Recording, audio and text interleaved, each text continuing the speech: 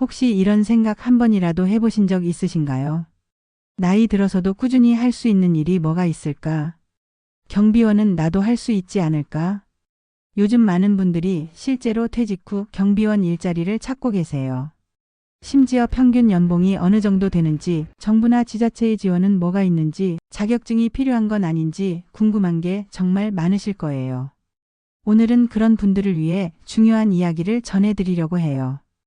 안녕하세요. 노년대책위원회 노박사입니다. 경비원이라는 일, 건물이나 아파트, 빌딩, 학교 같은 데서 사람과 시설을 지키는 직업이에요. 생각보다 책임감이 필요한 일이지만 그만큼 안정감도 있고 수요도 꾸준해요. 우선 경비원이 되려면 전과 기록이 없어야 해요. 왜냐하면 남의 재산과 안전을 책임지는 일이기 때문에 신원이 깨끗해야 하거든요. 경비원으로 일하는 방법은 여러 가지가 있어요. 무인보안회사나 특수경비회사, 호송경비업체 등에 소속돼서 일할 수도 있고요. 용역업체나 인력 파견업체를 통해 파견 나가는 경우도 많아요. 또는 아파트 관리사무소나 학교 같은 곳에서 직접 채용하는 경우도 있어요. 요즘은 사생활 보호와 보안에 대한 관심이 높아지면서 고급 빌라나 큰 아파트 단지 같은 곳에서 경비원 수요가 계속 늘고 있어요. 하지만 한편으로는 주의할 점도 있어요. 요즘은 CCTV나 무인보안 시스템이 많이 깔리고 있어서 사람이 직접 하는 경비 업무는 조금씩 줄어들 수 있다는 전망도 있습니다. 그래서 나중에 경비원 하면 되겠지라고 미루지 마시고 지금부터라도 미리 준비하시는 게 좋습니다. 좋은 소식은 경비원이 되기 위해 꼭 필요한 학력은 없어요. 하지만 있으면 더 좋은 게 하나 있는데요.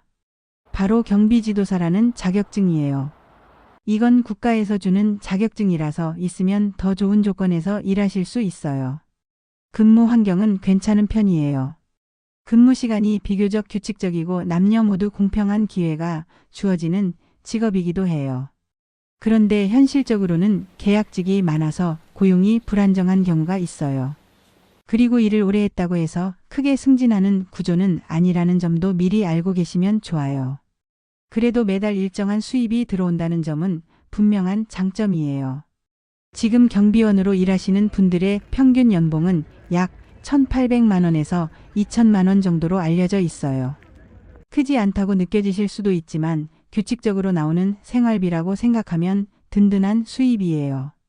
체력적으로는 아주 심한 육체 노동은 아니지만 서 있거나 순찰을 도는 일은 분명히 있다는 점도 염두에 두셔야 해요. 이제 아주 중요한 이야기를 해드릴게요. 지금 정부에서도 중장년층을 위한 취업 지원 프로그램을 다양하게 운영하고 있어요. 예를 들어 고용노동부에서는 일자리 연계 사업을 하고 있고요. 국가고용정책 사업도 따로 있어요. 또 직업전문학교에서는 경비원 관련 교육과 취업 연계 프로그램도 제공합니다.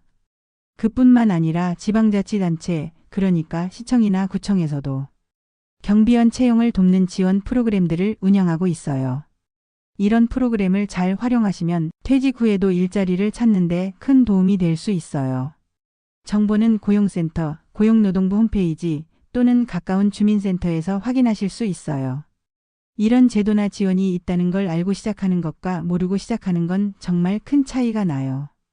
경비원이라는 일은 나이 들어서도 꾸준히 할 수 있는 현실적인 직업이에요.